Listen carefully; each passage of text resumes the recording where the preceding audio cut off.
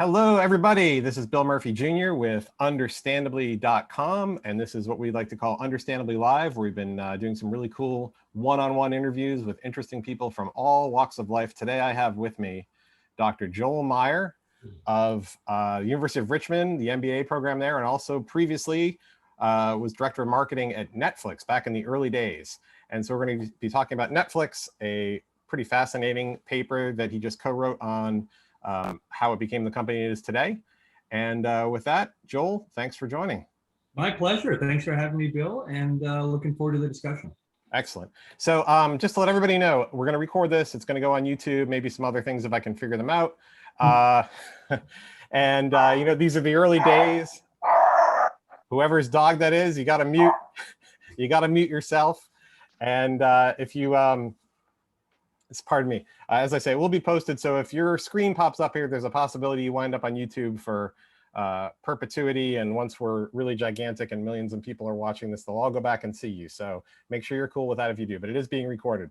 Joel, can you just tell me, introduce yourself if you would, tell me about your background, and you know, we'll get into the article on the history of Netflix. Yeah, of course, absolutely. So as you know, Bill said, I'm Joel Mier, and currently a lecturer at the University of Richmond here in lovely Richmond, Virginia. And I teach primarily marketing and innovation-oriented courses at the undergrad, the grad, and the executive level. So I fell into academia maybe about 10, 11 years ago as an adjunct. And I finally, kind of as an old man, figured out what I wanted to do when I grew up, and that was become a professor. So I was able to figure out the right path, go back to school again as an old gray-haired man, get my doctorate, and then literally quit corporate America and focus on teaching and doing a little bit of research, a little bit of consulting. So that's kind of the today forward. Historically, though, and probably why there's maybe some interest here is,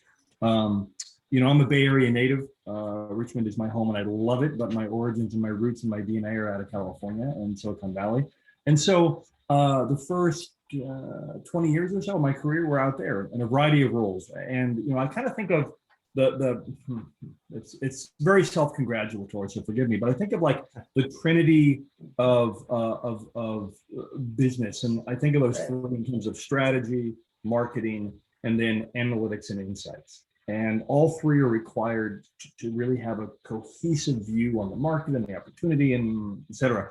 And those are the three areas I've spent my time, right? So at Gartner, at Adobe, and then for the better part of the company's first decade at Netflix, where I got to be a very, very early employee, work with some amazing people, go from 0 to 8 million when I left. And clearly, to put that in perspective, they're well over 200 million now. So just some amazing stuff. So that's my background, Bill. Hopefully we haven't lost any of your viewers, but that's me. Got it. Yeah, no, that's great. And so one of the things, so let me say two things. First off, if to anyone who's watching this, you find this on YouTube, you're a business school professor, you're a scientist, you've written an interesting article, I'm not surprised that Joel has a background in marketing, because the smart thing to do is tell people about it who might want to be interested in interviewing you and talking to you about it. So I would recommend that to other people. But one of the things that popped out was you made a point. I think a lot, when we talk about Netflix, I think a lot of us think of, yeah, that's right. It was the company that shipped DVDs by mail and then they switched to streaming. But as you point out in this article, those are 2 of at least 8 pivots. And I wonder if we could, I don't think we want to go through all 10 necessarily, maybe, but some of the more interesting ones people don't think about that had a real impact on the company and that we'll be talking about today. Could you introduce us to some of those? Yeah, I'd be happy to. And let me anchor that, Bill, in the fact that you and I are talking in the US. So if you're watching or listening outside of the US, you never experienced anything but streaming. So that's just a point to keep in mind, that the explosive international growth that streaming has brought about and the cost reductions, those folks never experienced what the red envelopes, right? That hopefully those of you that are over 30 can remember. I'll tell you, side note, 2 years ago was the first time in my courses that my students, more than half did not remember the red envelopes. Oh, wow. So I realized, wow, I better quit boring them with these old stories, right? Because they don't remember. So, I think the thing to keep in mind is, at the time that the idea originated back in '98, it was really about leveraging these two converging nascent technologies, right? And this is really important for context. And those nascent technologies, here we are 20 some odd years later, were the internet and DVDs. So DVD players back then were roughly $1,500, okay, each. Now you can get them at gas stations, right? If you can find them at all. Right. So if you were a cinephile and you bought a DVD player with that level of investment, now what you want is content, right? I want to watch DVDs, but you need to remember the thousands upon thousands of Blockbuster stores. They couldn't afford to switch over their inventory because 99.9% of the people had VHS. So I just dropped $1,500 for a DVD player. Where am I going to get my content? Well, that opened up an opportunity for Netflix. So when Netflix started originally, it sold and it rented DVDs. It did both because you couldn't get that type of content most anywhere else. You mentioned, I just want to interrupt. Please go. Yeah, you mentioned in the article that the original business model, and I don't know how long they did this for, wasn't even rentals, it was sales. And which quite frankly doesn't seem like a bad business.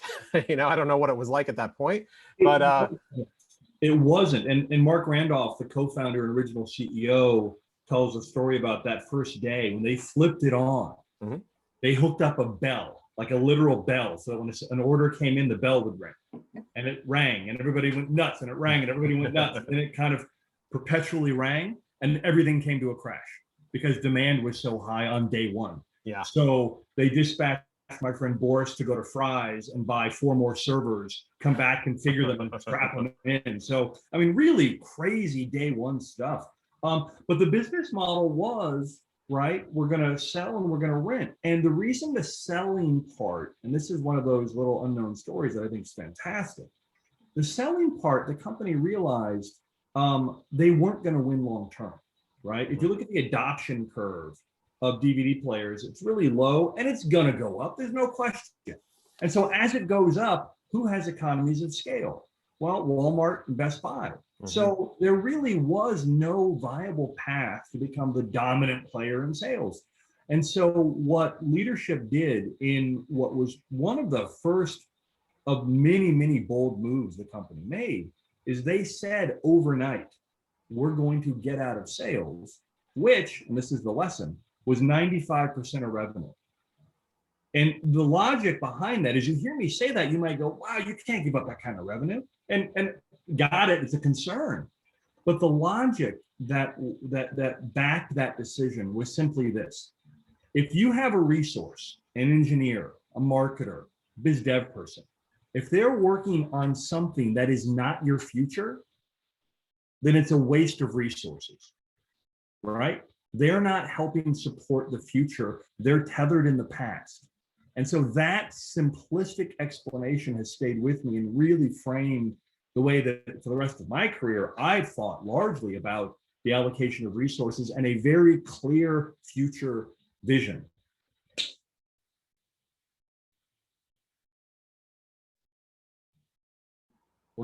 Sorry. Yeah, all good. All good. My bad.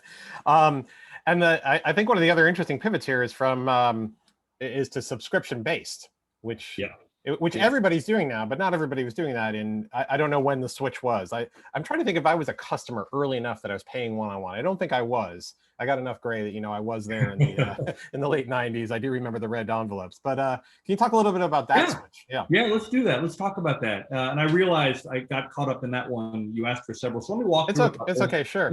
Free. Interrupt. Stop. At questions, comments. So the original model was one at a time, right? It was similar to Blockbuster. It was one at a time in sales.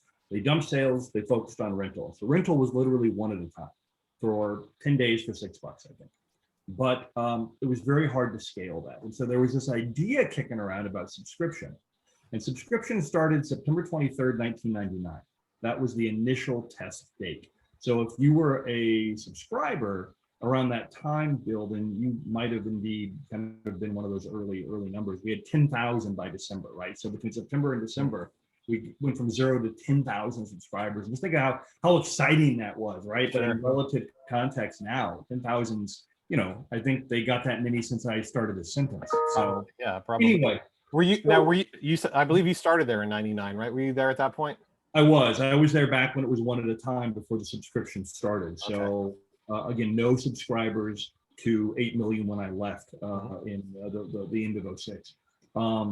So the thought was, wow, we're not really scaling. We're not getting the stickiness we need with this a la carte model.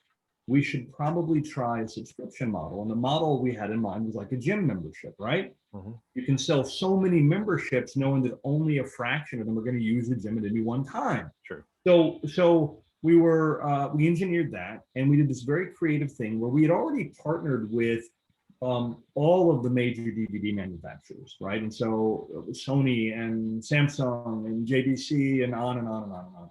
And we had a coupon in all those boxes, right? So as the wave grew, we were in the box. And those coupons initially were 8 free rentals, 10 free rentals. And the thought was, once we got them to use the rentals, they'd stay around. And the fact is that wasn't the case, right? And so we said, well, why don't we try this? And we worked with our partners. And on September 23rd, we picked one manufacturer. And when somebody entered a code, right, because everyone was tied to a code for attribution, then the next page they saw was, wow, you're in a brand new program. Your 10 rentals are now unlimited DVDs for a month. And that is what started it. And it hit and they stuck. And we saw traction occur like we hadn't before on the a la carte. And so that was we're on to something. Got it. It wasn't perfected, but it told us that was, in today's parlance, that was the pivot to make. And then we spent the next few years iterating, improving, versioning that price, 3 out, 4 out, unlimited, those types of things. And that was the big kind of breakthrough moment for us. Got it. You know, you're reminding me of my first job ever. I was a newspaper reporter with the New Haven Register newspaper. And I had a friend there, a colleague, a fellow young, right out of college reporter. And I remember he had gone, this is pre-Netflix, had gone to the local video store and said, look, I'm in here a lot, I rent things. What if I pay you $30 a month and I can rent as many movies as I want? And his joke was, oh, they're going to go out of business. But it's very interesting. You think about it. No, not at all. They already bought the VHS cassettes. Yep. He didn't get special priority or anything. They just got $360 guaranteed dollars a year versus like trying to sell them one-on-one. And it's interesting. Everybody does this now, but it seems like it was, I suppose you certainly had subscription-based programs then, but it wasn't the holy grail it's become for so many people. It certainly wasn't. From a consumer perspective, right? And we didn't really think about it as subscription, but before Netflix, it was really cable, HBO, turn it on, turn it off. And then AOL started with all the discs we got in the mail, right? And so those now were the other subscriptions. But in terms of a consumer service that you got to interact with and use that you could turn on and off, Netflix is one of the first, if not the first big one that really started, especially in the streaming world, kind of the SaaS model, right? Recurring revenue, subscription revenue, service-oriented platform, and really, shot everyone forward. So that was the subscription thing. And the other interesting thing, Joel, on that one, to your point about, my goodness, they're gonna go out of business. Well, they're not, because think about a health club. How many of us, guilty, have joined, committed a week and said, how the hell with that? Yeah. So same thing here. Netflix has got a percentage of people from day one to now that simply pay and don't use the service. I bet. Right. What percentage is that? Or maybe if you can historically just guess, Yeah, I low double digits, I would say historically. I think back, literally 20 years ago, it might have been 10, 15%, maybe didn't use it on any given month kind of thing. So think about it, pure profit, right? Sure. $15 a month or $20 a month, whatever the pricing was, and they didn't use it for that month. They kept inventory, the red envelopes on their TV, and they didn't turn them, and that's okay. And then, it's not about having every single customer profitable. It's a portfolio of which you're gonna have some that are not profitable, and then you're gonna have most that are to some degree. And it's a numbers game. It's clearly, it is now, they're 25 billion, and they made, I think 2.5 billion net income last year. So they've clearly scaled it really well. You know, maybe we can do is just very quickly, since we've talked about 2 of these, just very quickly, even just rattle off like what the 10 development phases were that you talked about. Do you want to do that, or if yeah, let me do that and then back up and maybe hit on 1 or 2 others that let's do that occurred after I left that I think are really insightful, right? So clearly it started by selling and renting DVDs, right? Then it pivoted to renting DVDs only. Then it did subscription DVD. Then it did subscription DVD unlimited, because the first version on September 23rd wasn't unlimited. It was 4 out for $16. Okay. And as soon as you returned one and they sent the next one off, they charged you another 4. Feels like a bait and switch, right? Yeah. Not good. Didn't work. So we made it unlimited. Then episodic content on DVD, right? Which it may feel a little bit distant now, but remember binge watching? That came from us renting TV shows from the 70s, 80s, 90s that we loved, banging through a whole season in a day and returning it. What the hell is that? It's binge watching. So episodic content on DVD was huge, really, really big. It then went to streaming, and streaming one, I would say, was initially, remember, it was for several years free. And it was only on a Windows machine when it first started. Then it expanded to be a whole host of devices.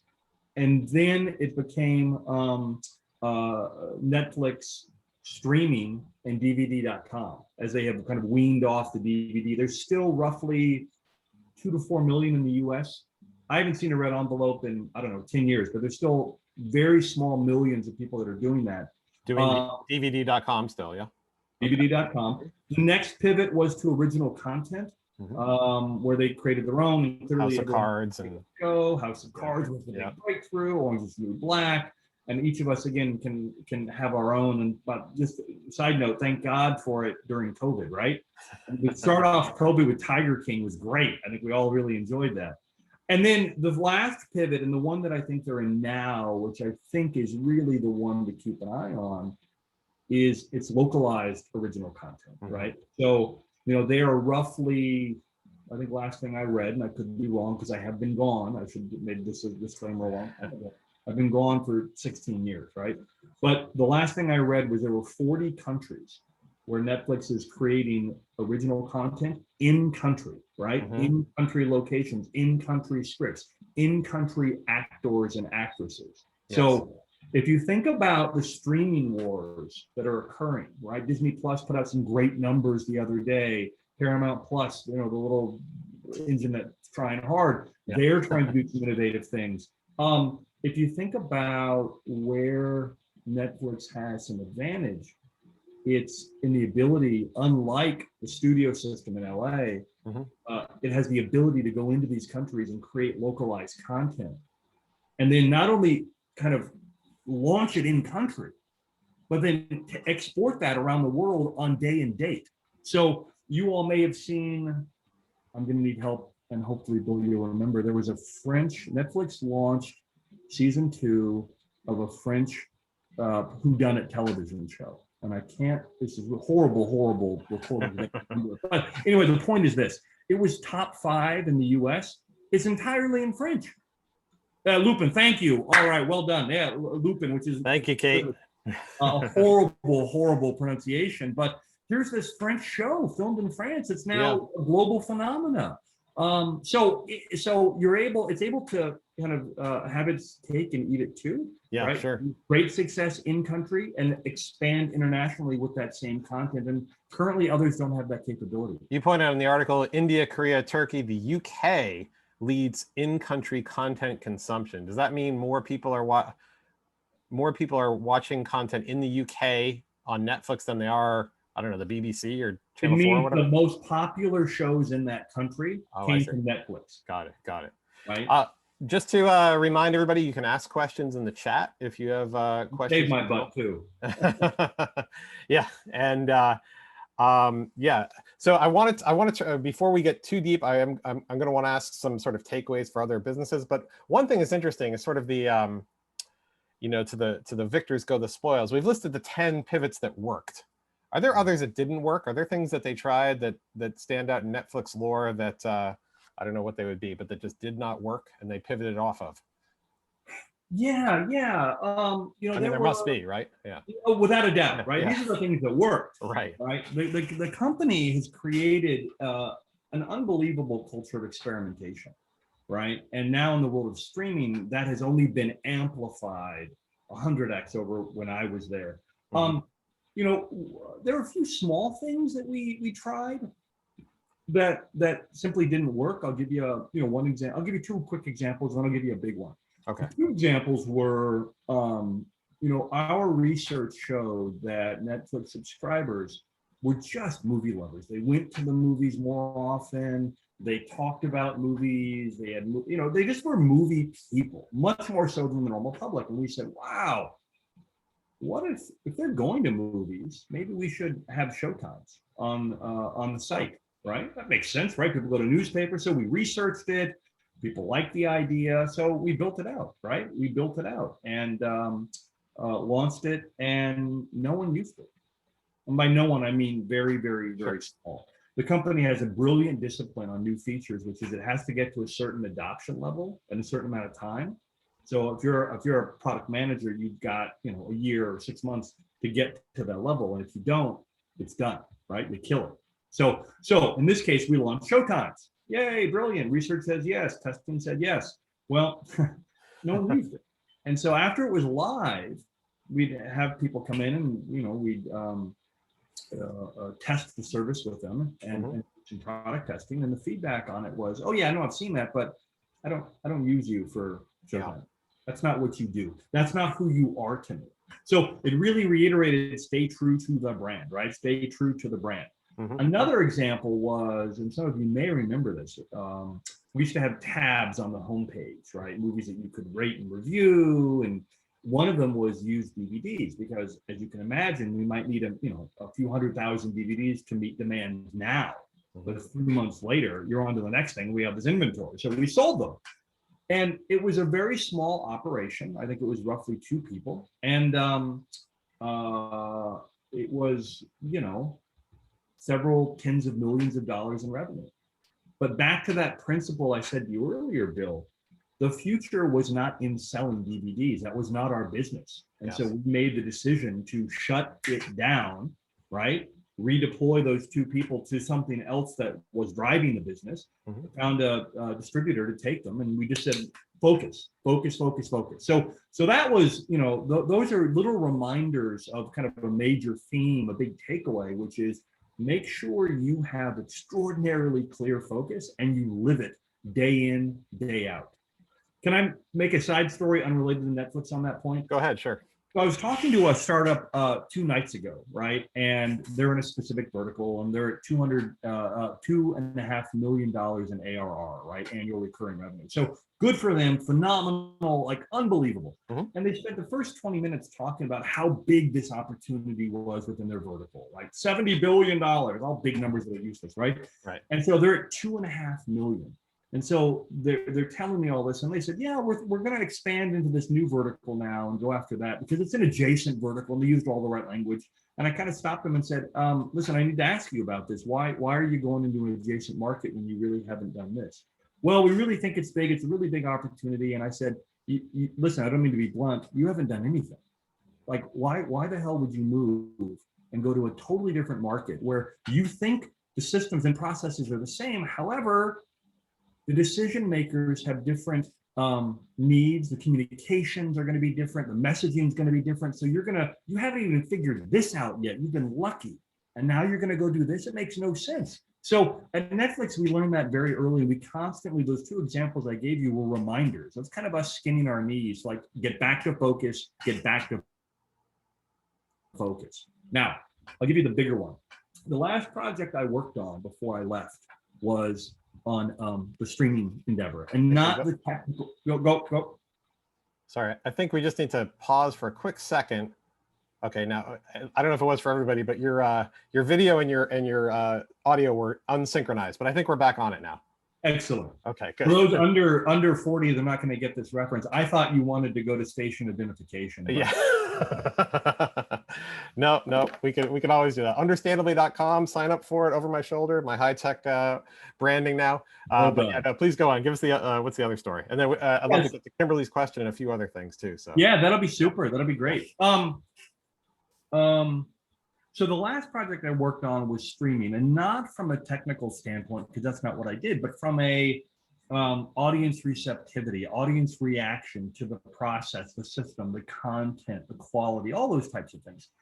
But the original idea, you got to go back. This is all pre-Wi-Fi. Yeah. So pre-Wi-Fi, where did we consume content? And the answer is on that big screen TV on the wall, right? So it was a rush to the TV. If you wanted to stream, we needed to get to the television because smartphones didn't exist till 2010, right? Tablets didn't exist. We didn't live in the world that we're in now. So our initial incarnation on streaming, ladies and gentlemen, was a Netflix box. Create a box that was about the size of a paperback, and I had a model with me that was, you know, so and so big. You'd attach it to your television. You'd either put in the hard wire, or if you had Wi-Fi, if you were lucky enough, you use that. And then movies would download to your box, and you'd have 3 or 4 on the box. And when we're done, it would delete it, and the next one would download, trickle down, and download. That was the initial idea. Okay. We realized that that device companies, consumer electronics device companies, weren't really our core. That wasn't what we were known for. And so we realized, you know, we probably should stop making the Netflix box, but we really love the idea. So why don't we take it out of the Netflix umbrella and put it over here? And that company is called Roku. Oh, okay. I did not realize the connection. So that is the connection. That Roku came out of the initial work that we did on streaming to a device. Excellent. So again, we went down a path, we vet, we learn, and we realized at some point, you know what? Not our core, not our focus. Valuable, we'll have someone else do it in the ecosystem, but not Netflix. Kimberly's question is a good one here, and it goes to something I was thinking about. So you pointed out the culture of experimentation. Yep. Her question is, how do the personalities of management contribute to or hinder pivots like this? And I would ask about the specific leadership team, but also just how do you build that culture? Yeah, great question. Really, it's a big one. How do we put that in a bottle and sell it? Yeah. So two thoughts, right? Two thoughts on that. One, the leadership team, and I point this out, maybe if you don't mind, Bill, I can send you the link to the article if people want to read it online. Do you know what I was going to say? I didn't simply send the whole PDF, and the reason why is because it's behind a paywall for about $40, and I don't know if that's something that you're allowed to. Maybe you can work with me if there's a way to do that. You know what? I think. See if you can access it through that link, everybody. It should be available if you just click on it. It should show up. If you see a paywall, I apologize. I don't see it, but that's it. That's where to take a peek. If not, we can do some excerpts out of it or whatever we can do. Yeah, absolutely. Yeah. So, but just let me know if anyone clicks that link. Let me know the view you get, because I'm very curious whether you are able to see this or not. But yeah. Oh, there's a pay. I'm sorry, Eden. I apologize. I wonder why. All right. Well, we'll figure out some way to get it to you. But in it, I point out exactly to your question. I point out that the leadership was really rare. I mean, just unheard of rare relative to this orientation of towards the customer and towards experimentation and learning. And so what I mean by that is, the two co-founders, one was a mathematician who was used to numbers informing decisions. The other was a direct marketing expert. So again, used to numbers, experimentation, what works, and then you scale. We had a former global brand manager from P&G. You want to talk about marketing, right? She brought that expertise. One of the C-suite came out of Music Plus, a subscription business out of New York, right? It's those series it's those channels on your TV that are like different music channels, which we never look at, but that's Music Plus. Music Plus, okay. Right. Our head of ops was this total data-driven geek that did all these macros in Excel. My point is, data, information, insights to make decisions. All of them had it across the board. And so that was phenomenal. And so they had this inherent kind of quant orientation. And what we were able to grow very quickly was balancing the quant orientation with the qual orientation, the more emotional elements of it. And so that's what we put together really, really quickly. But because they had that background, they supported the investment in trying to bring the customer to life for the whole organization. They realized very quickly that by having everyone in the company really understand and think about the you and me, the subscriber, then it resulted in a greater range of ideas, a greater range of options. And not everyone was good, but it's a numbers play, right? As Mark Randolph, the co-founder, says, it's not about that aha eureka moment. That doesn't exist. What it's about is having a process by which you can vet a lot of really bad ideas to find the one or two. And so they were extraordinarily supportive that way. So that's they played a huge role. In fact, it wouldn't be there if it wasn't that combination of people with their backgrounds. I think part two was build going forward. So two thoughts. One, if you're an existing company of any size, it's brutal to change a culture. It's just brutal. I spent a decade at a Fortune 200 company working on things like that, and it was the most painful thing I've ever done in my life. It's just so hard. So if you're starting a firm, that's your best chance. That's really your best orientation to bring people together, bring partners on that have like ideologies and like beliefs, and really inculcate it then. I'm not saying it's impossible. It's just wicked hard. Sure. But yeah. So anyway, I have to talk more about that later. Yeah. Well, another piece I wanted to throw in is I remember that Netflix was very unprofitable to begin with. And I think you had or somebody had mentioned about the offer from Blockbuster to buy it for 50 mil back in the day. But what I don't remember was what were their raises? Did they raise a lot of money here? And I'm just thinking that's got to be another pressure against. Well, I don't know if it's a pressure pro or anti-pivot, but I think that's something. Yeah, I'd like to ask you about managing the money expectations of investors, and then also I think the question a lot of people have you work there now, you're studying it. What's the actionable things that people can do when they're starting whatever it is, a smaller company, something with aspirations to become this big, or anywhere in between? Yeah. The money and what do I do with it? Yeah. So the money part, I'm probably not going to be the best to go into any detail there other than the following. For years, we wanted to make sure that all of our resources went into the customer experience. So for the first, 6-7 years, our facilities were just squalid. They were horrible, right?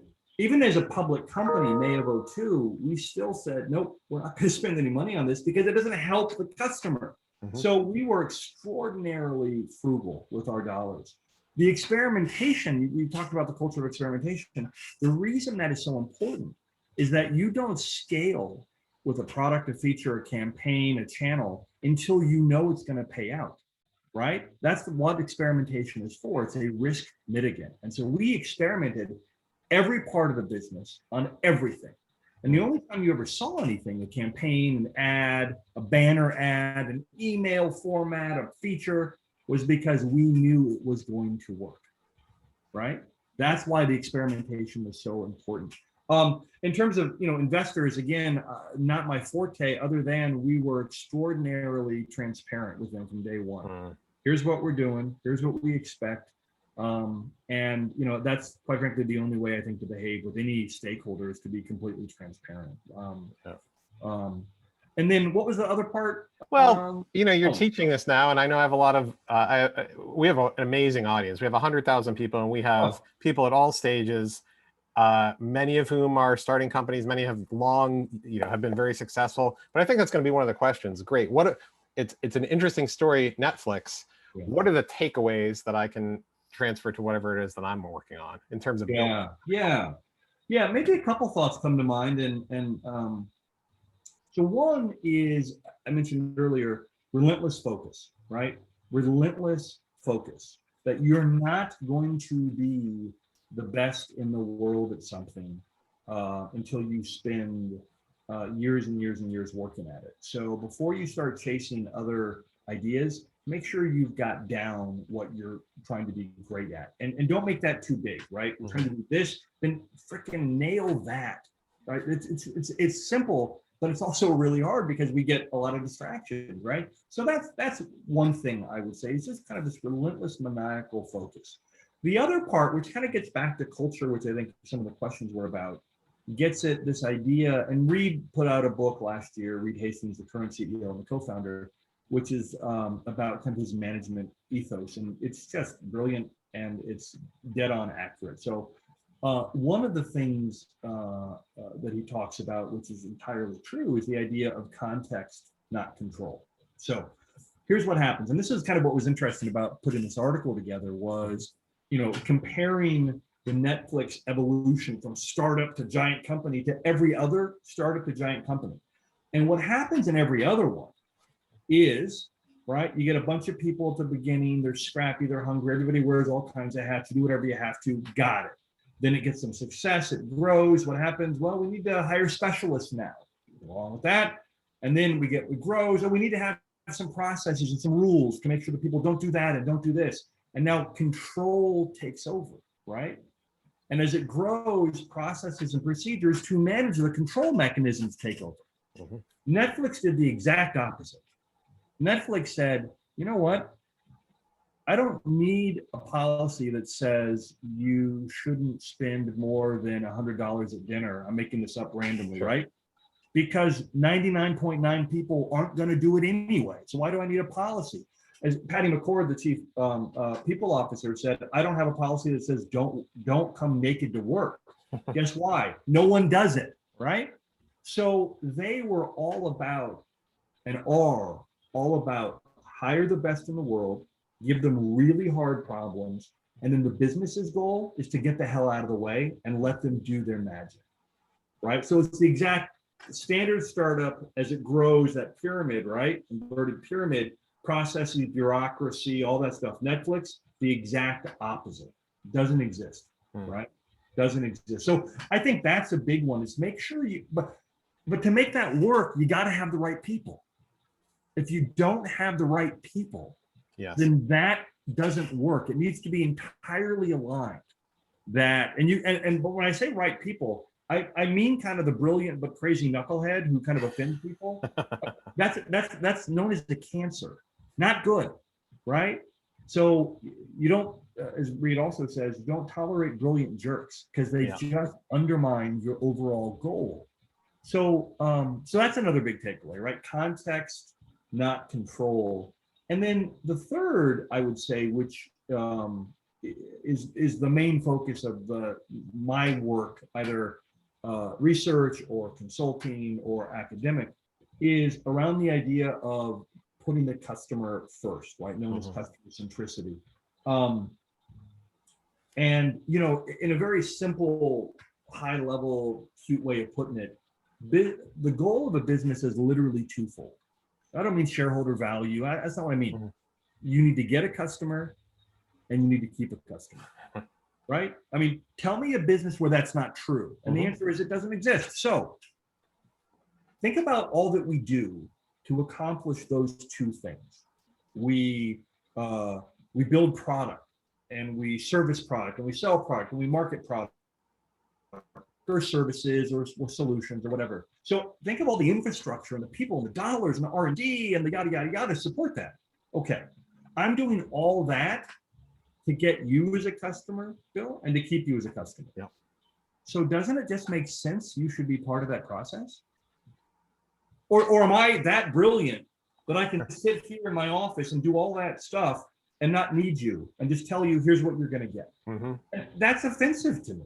So it's critical that you bring in, co-create might be the term many of you know, but you bring in your target customer, your current customers, the people that left you a year ago. Bring them into your processes, and not just marketing and not just product, but bring them in so that we can learn from them. Right now, some of you may be saying, yeah, but they're going to say, I don't, when you ask them the price, I want to pay zero. Oh, okay, got it. Right. Of course they are. Don't ask them about price. Test different price points in the market. You don't ask people about price, but you ask them about what are your needs? What are your challenges? What are you trying to accomplish? How are you doing it today? Right? Show them ideas, concepts. So that's the kind of stuff that we need to bring people into our day in and day out lives. All right, I'm going to catch my breath, but those are the big takeaways that strike me there. No, that's the way to do it. Well, one thing I've learned from the customers in the audience is to leave them wanting a little bit more. So we're going to wrap up shortly. If anybody has questions you'd like to pop into the chat, let's do so. One was, Kimberly, did you leave Netflix too soon, Joel? I don't know. I feel like I could answer, but I'd love to hear. Yeah, that's so if you were to take the lens, and this is where I usually show a stock price graph that shows I left, and then after that, it took off. And this is where I reiterate, correlation does not equal causation, okay? So not related. But if you want to put a monetary value on it, and if that was your focus, then yes, there'd be more money had I stayed. However, I didn't leave too early, because what it allowed me to do is expand my skills. Netflix is a culture of expertise. So they really hire only the best in the world of what they do. I was very happy with what I did in my areas of focus, and I really enjoyed my time. And I wanted to expand and grow and do more traditional marketing activities. But remember, it's not a training ground. You only hire the best. I wanted to do X. I have no experience. I can't do it. So for me to grow my skill set, I had to leave. So I left. What did that allow me to do? That allowed me to have a more balanced life here in Richmond versus the Bay Area. That allowed me to have more time with my children. That allowed me to find my true love, which is teaching at the university level. So I'd say I left at the perfect time relative to what I've been able to accomplish and what my goals are. So, but yeah, it would be nice to have a little more money. Yeah, it would for everybody. Right? Thanks for asking. What yeah, so we've got 10 pivots. We came up through streaming, through content creation locally. What's 11? What's 12? Oh man, what's 13? I think they're still so nascent in that localized content that I think that's going to be ridden out for quite a while, right? Quite a while. After that, they did some innovative things with, I think it's called Black Mirror, where an episode where you kind of control the outcome, right? Interactive types of things. Remember as a kid, they kind of had to design your own story. For those of you who remember the Tom Hanks movie Big, he actually created a kind of a cartoon comic book that you kind of, so I think some original content that we control could be interesting. I think they've also given a slight nod possibly to be open to explore some gaming activities. I don't know exactly what that means.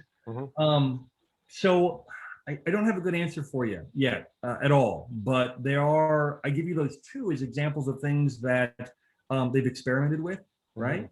And we may be their guinea pigs now for a major effort in 2 to 3 years. Don't know, time will tell. Interesting. One thing I did want to ask you was just about the experience of writing about a company that you worked at. I did a book called The Intelligent Entrepreneur, which was originally it was about entrepreneurship, but it became about Harvard Business School and entrepreneurship. And I wound up taking 3 members of the class of 98 who had kind of turned down the McKinsey and Goldman jobs and started things in 1.0. And what was interesting, this book, I wrote it 10 years ago now, which is amazing. But the interesting thing was going back and doing kind of my investigative reporter tricks on this company, because of course you're doing so much, you're probably not writing down every decision and what so it was interesting to go back and forensically try and recover what happened. So I'm curious, how does that, and also of course you have the extra factor of having been there yourself, and you have your own perceptions, and I'm sure you didn't want to write about the project the one pivot that didn't work was what I did, that type of thing. But yeah, just tell me a little bit about that challenge. It must have been there, right? Yeah, it definitely was, because the thing that you don't want to do is you don't want to write a biased piece. right? You don't want to have an agenda. And clearly, my time there was eye-opening and exciting and challenging and all the wonderful things you can possibly imagine. But I definitely didn't want to document, or I didn't want to go forth and take kind of an analytical academic view of this, just to kind of be able to tell stories and justify my memories. So that was hard. And one of the ways I did this was I had an editor for the journal interview 3 of the original members of the team. And I didn't participate at all, because I know them, they're friends, we're on Facebook, we talk every so often. So I pulled myself out, again, reduced bias, let him have his own experience with them. I got the transcripts, right? And that became the basis, because that became the basis of this piece, which were the transcripts of the conversations that I did not partake in, coupled with and peppered with a few things that they wouldn't know, my co-author, because they didn't live it. And so I basically took Patty and Mark and Neil's comments and added some additional context around them to bring them to life in a way that I think was meant to be a little bit more, just more comprehensive, right? More comprehensive. So remember I said earlier about, I'm backtracking a little bit. Remember I said that their decision to remove sales was the first of many bold decisions, right? It said goodbye to 95% DVD sales, sure. DVD sales, right? Yep. There's, as an example, this didn't come up in the interviews, but I thought it was an important thing, so I added it. Back in 04, I can say we because I was there, we tried our first attempt at international expansion. It didn't work, and it didn't happen until streaming several years later, 2010, 2011. In 04, here's what we did. There was no streaming. We went to the UK. We opened up a distribution center.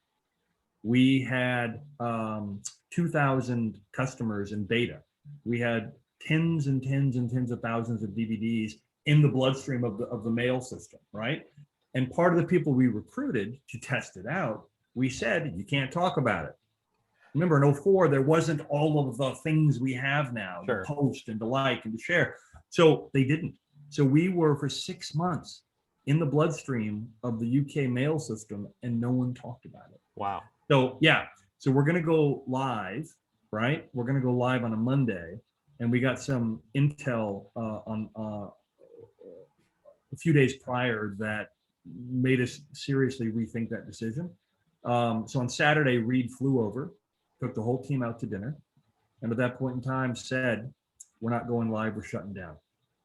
What was this, a competitor or something, or what happened? Yeah, it was a likely competitive threat that showed up at the last minute, and we realized, do you want to invest those dollars in a future growth opportunity that we think will come, or do we want to batten down the hatches on the mainland here in the US and make sure we don't lose that? And that was the decision. So, but my point is, it's another example of bold decisions are most often the right ones. They're hard, but they're the right ones. And now fast forward, and streaming was a much more viable way to spread around the globe than opening up DVD distribution systems globally. Got it. Yeah. Joel, this has been a lot of fun, and I appreciate it.